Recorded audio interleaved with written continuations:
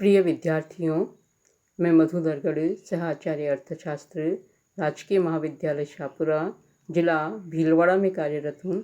आज अपन नया चैप्टर लेंगे, कीन्स का रोजगार तथा आय सिद्धांत, Keynesian theory of employment, interest and money. 1930 की आर्थिक मंदी में भयंकर बेरोजगारी तथा अति उत्पादन के कारण प्रतिष्ठित रोजगार सिद्धांत का खोखलापन जाहिर हो गया। ऐसी स्थिति में कीन्स, जो पहले प्रतिष्ठित विचारधारा का समर्थक था, वह प्रतिष्ठित विचारधारा का कट्टर आलोचक बन गया। कीन्स ने अपनी प्रसिद्ध पुस्तक general theory of employment, interest and money में नए रोजगार सिद्धांत का प्रतिपादन किया।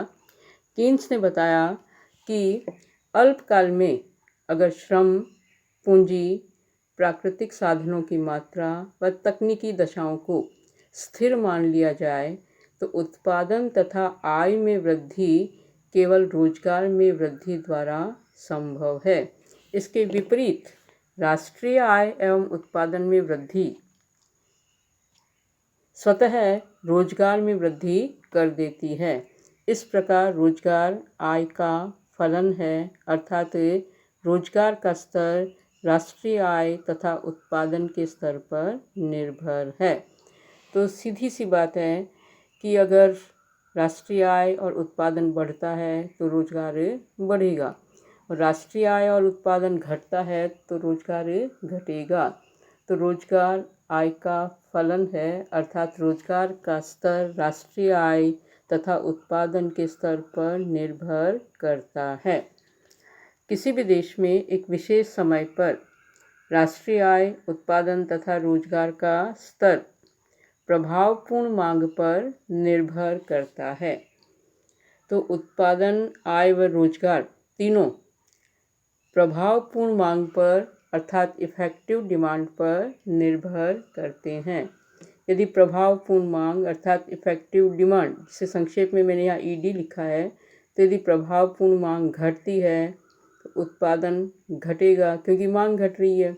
उत्पादन घटेगा तो आय घटेगी और रोजगार भी घटेगा। इसके विपरीत यदि इफेक्टिव डिमांड अर्थात प्रभावपूर्ण मांग बढ़ती है तो मांग बढ़ने से उत्पादन व आय बढ़ेगा और रोजगार बढ़ेगा। तो प्रभावपूर्ण मांग कीन्स के रोजगार सिद्धांत का आधारभूत केंद्र है। तो प्रभावपूर्ण मांग में कमी बेरोजगारी फैलाती है, जबकि प्रभावपूर्ण मांग में वृद्धि बेकारी दूर करने का प्रभावी तरीका है। तो इस तरह से जो प्रभावपूर्ण मांग है, यह कीन्स के रोजगार सिद्धांत का केंद्र बिंदु है, क्योंकि प्रभावपूर्ण मांग में कमी होगी तो बेरोजगारी फैलेगी, और प्रभावपूर्ण मांग में वृद्धि होगी तो हम बेकारी को दूर कर सकते हैं। अब प्रश्न ये है कि प्रभावपूर्ण मांग कहते किसे हैं, और परीक्षा में प्रभावपूर्ण मांग पर कई बार प्रश्न पूछा गया है कि प्रभावपूर्ण मांग किसे कहते हैं। तो समस्त मांग फलन के जिस बिंदु पर समस्त पूर्ति फलन काटता है, उस बिंदु पर समस्त मांग का मूल्य प्रभावपूर्ण मांग कहलाएगा। वापस समझ लीजिए, समस्त मांग फलन के जिस बिंदु पर समस्त पूर्ति फलन काटता है, उस बिंदु पर समस्त मांग का मूल्य प्रभावपूर्ण मांग कहलाएगा। दूसरे शब्दों में, प्रभावपूर्ण मांग उत्पादन, आय व रोजगार का वह बिंदु है जहाँ समस्त मांग फलन व समस्त पूर्ति फलन में साम्य होता है।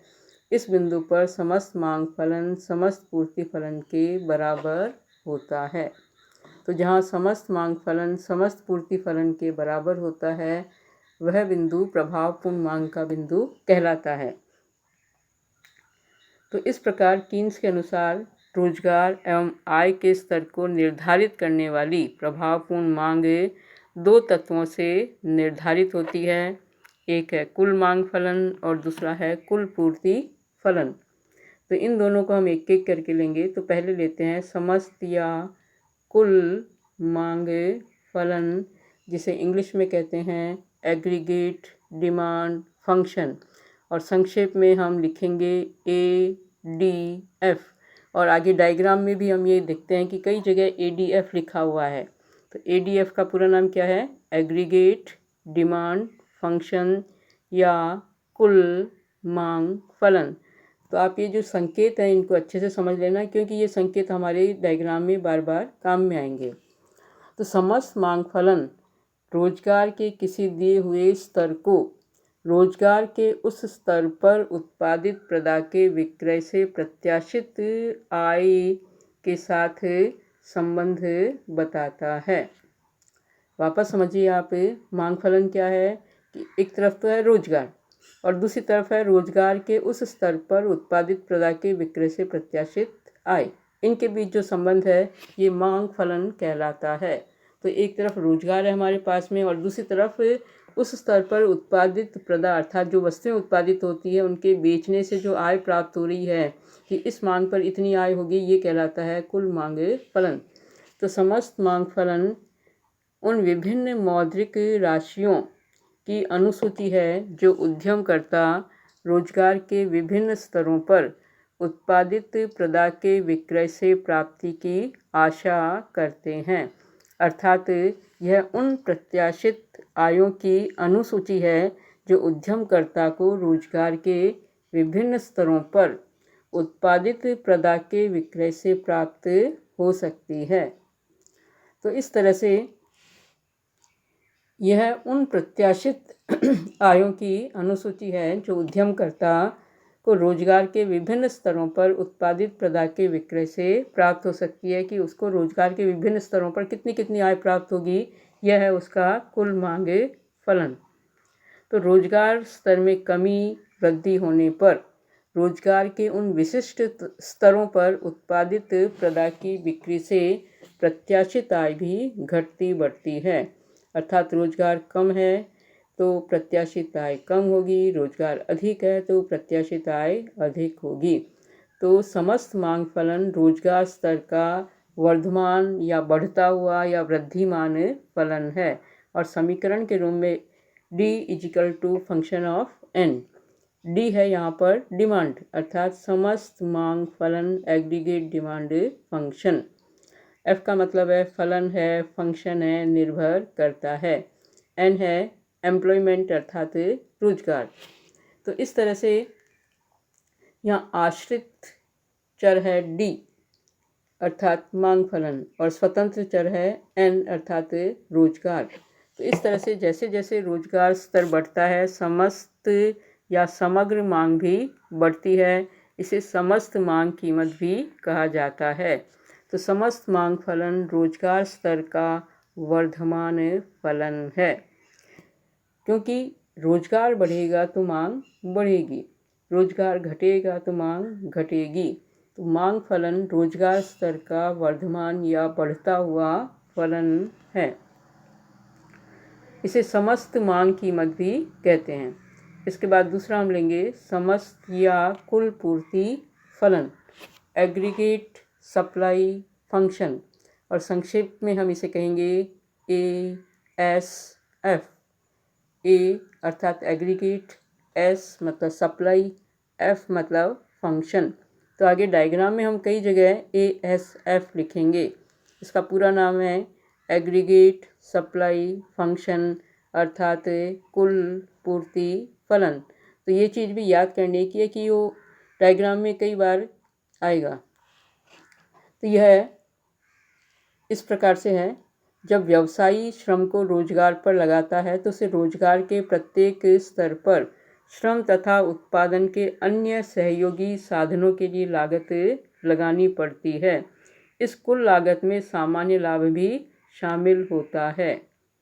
अतः उद्यमी को रोजगार के विभिन्न स्तरों पर उत्पादित पदार्थ के विक्रय से न्यूनतम उतनी प्राप्तियां तो अवश्य ही होनी चाहिए कि उसको तत्संबंधी लागतों की पूर्ति हो जाए। इस संबंध में प्रोफेसर डिलर्ड ने कहा है कि समस्त पूर्ति फलन बिक्री की न्यूनतम राशियों की अनुसूची है जो रोजगार की विविध मात्राओं को प्रेरित करने के लिए आवश्यक होती है।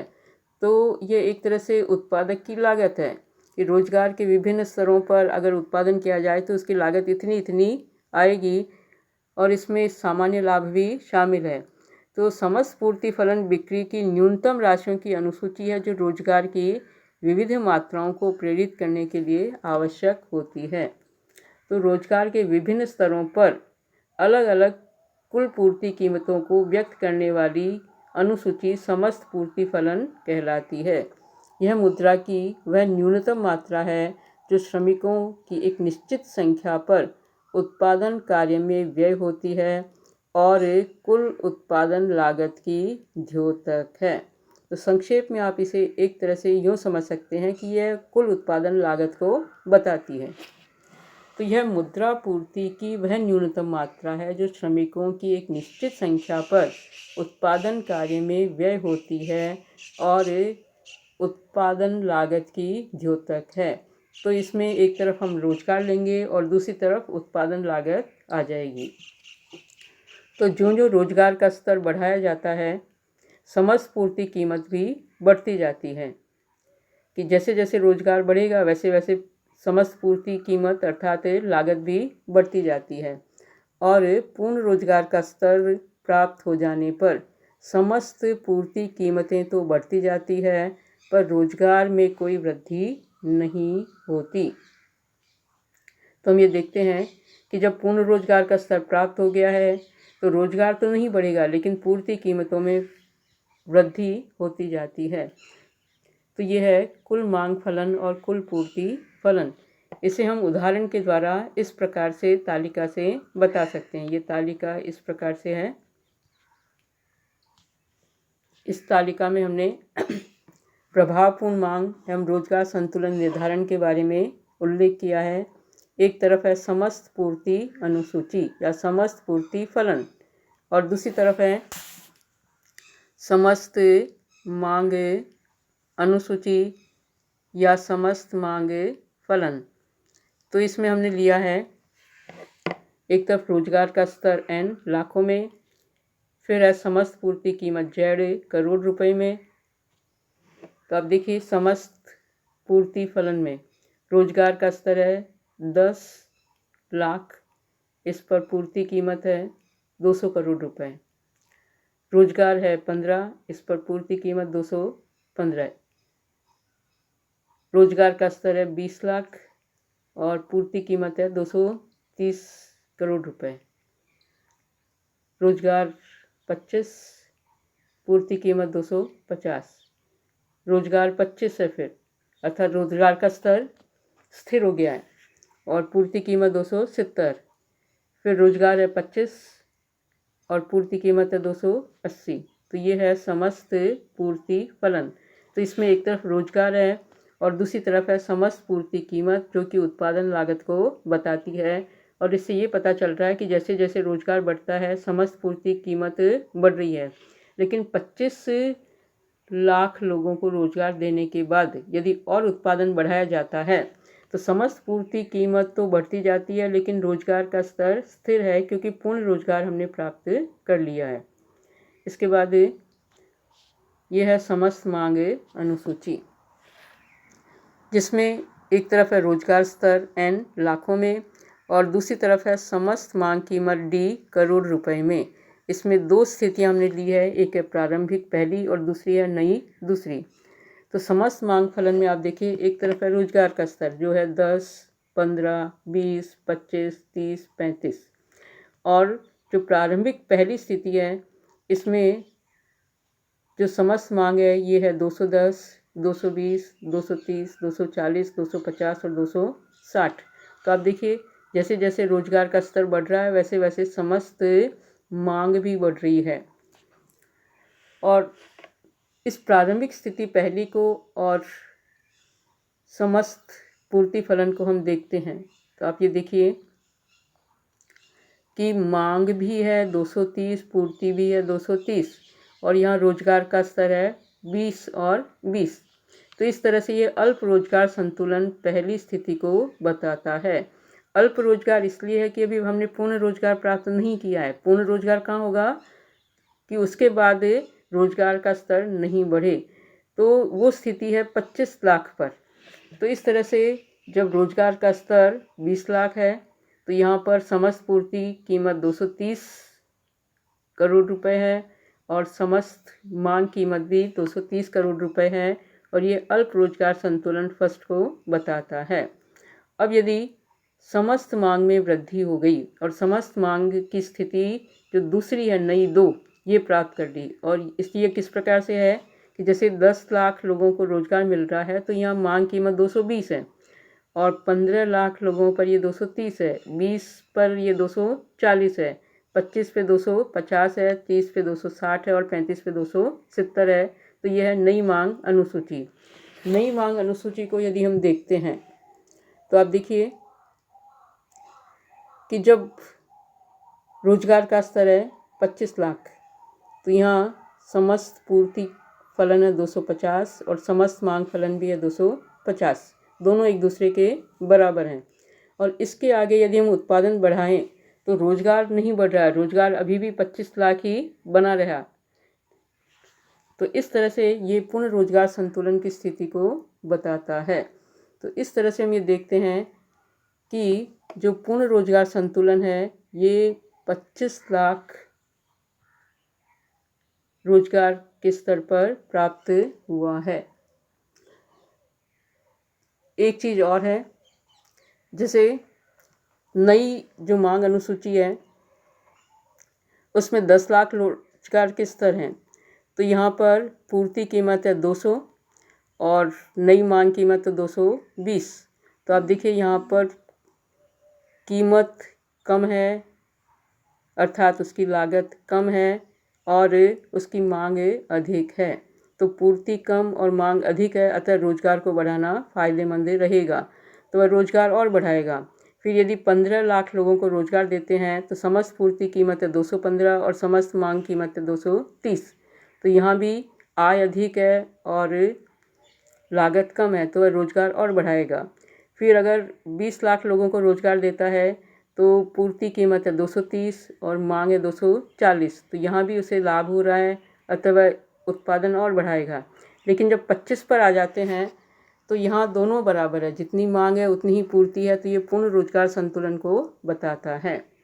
अगर इससे अधिक आगे हम चलते हैं तो रोजगार का स्तर तो 25 ही है, रोजगार में कोई वृद्धि नहीं है, लेकिन जो पूर्ति कीमत है यह है 270 और मांग है 260, अर्थात लागत तो है 270 और आय है सिर्फ 260। तो यहाँ पर नुकसान होगा, हानि होगी, अतः उत्पादन इतना अधिक नहीं किया जाएगा। इसी तरह से अगर और आगे बढ़ते हैं तो उत्पादन है 25, यहाँ पर पूर्ति कीमत है 280 और मांग है 270, अर्थात लागत है 280 और आय है 270। तो यहाँ भी हानि हो रही है, तो यहाँ भी उत्पादन नहीं किया जाएगा। तो उत्पादन कहाँ करेंगे? 25 लाख रोजगार के स्तर पर, जहाँ पूर्ति फलन है 250 और मांग फलन है 250। तो ये पूर्ण रोजगार संतुलन की जो सेकंड स्थिति है इसे बताता है। एक बार पुनः मैं आपको ये सारा संक्षेप में बता देती हूँ कि प्रारंभ में 20 लाख लोगों के रोजगार स्तर पर समस्त पूर्ति कीमत और समस्त मांग कीमत बराबर है। दोनों में संतुलन से प्रभावपूर्ण मांग का यही बिंदु है, यह अल्प रोजगार संतुलन बिंदु है। बाद में जब मांग बढ़ जाती है तो बाद में समस्त मांग कीमत तथा समस्त पूर्ति कीमत रोजगार के स्तर 25 लाख पर बराबर है, अतः यह पूर्ण रोजगार संतुलन है, क्योंकि इस पूर्ण रोजगार स्तर पर पहुंचने के बाद समस्त मांग कीमतों व समस्त पूर्ति कीमतों के बढ़ने के बावजूद भी रोजगार में वृद्धि नहीं होगी। तो ये था तालिका का विश्लेषण। इसके बाद अगली कक्षा में मैं आपको बताऊंगी रेखा चित्रों द्वारा निरूपण।